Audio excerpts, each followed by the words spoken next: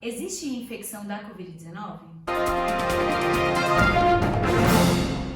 Muita gente tem se perguntado se é possível ter uma nova infecção através de Covid-19, ou seja, eu fui infectado, tive a doença, melhorei e em seguida eu vou ser reinfectado. Até o momento não existe nenhum estudo que comprove que isso é possível, que isso não é possível e também não tem nenhum registro ainda oficial, científico de que isso já aconteceu.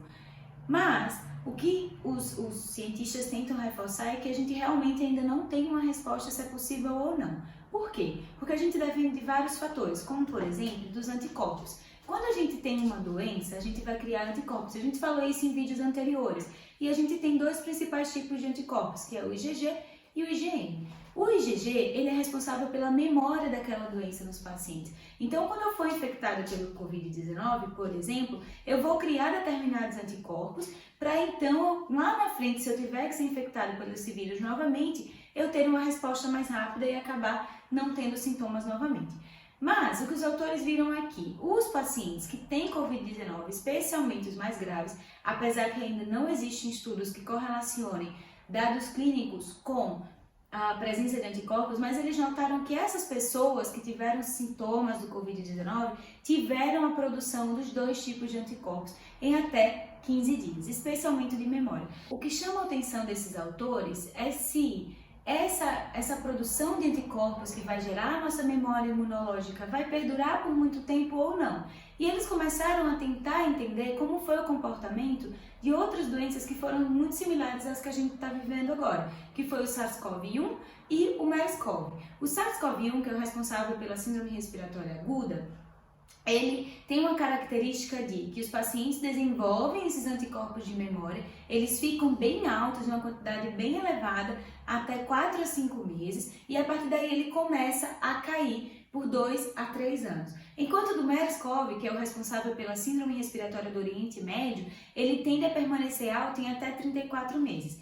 Mas depois disso, pode ser que essas taxas caiam tanto que os pacientes possam novamente ser reinfectados. Mas também eles sugerem que ainda sejam feitos estudos tanto para o SARS-CoV-2 como para essas duas outras doenças. Então, gente, a gente precisa aguardar as cenas dos próximos capítulos, o que o vírus vai demonstrar. Até o momento a gente não tem relato dessa reinfecção, mas ela sim é possível porque a gente não sabe até quando o nosso sistema imunológico se mantém com esses anticorpos capazes de responder a uma nova infecção.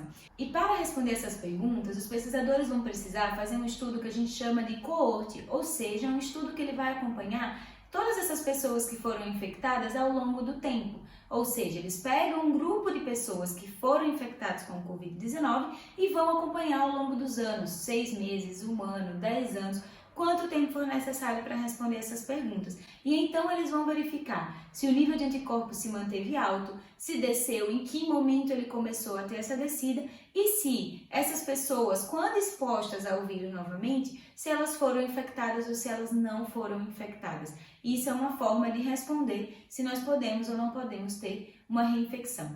Por enquanto, as coisas que a gente convive, que a gente tem que aguardar receber respostas, são dos documentos médicos, ou seja, daquelas pessoas que já passaram pelo hospital, se elas voltaram, se elas não voltaram, se elas vão ser infectadas ou não. E é isso que eu falei para vocês no começo do vídeo. Até agora a gente não tem nenhum caso oficial registrado cientificamente de reinfecção.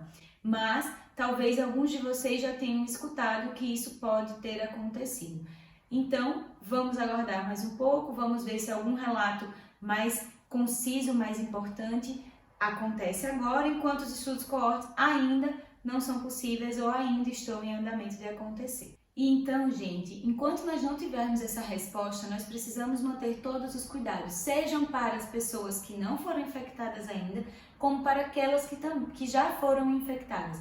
Ou seja, manter o uso de máscara, higienização das mãos, todas as recomendações que a Organização Mundial da Saúde oferece. E lembrando, gente, usar máscara não é suficiente para prevenir Covid. Nós precisamos manter toda a higiene necessária para essa prevenção. A gente pode falar de quais são as melhores formas de se higienizar e de uso de máscara para prevenir o Covid em um próximo vídeo, tá bom? Até mais!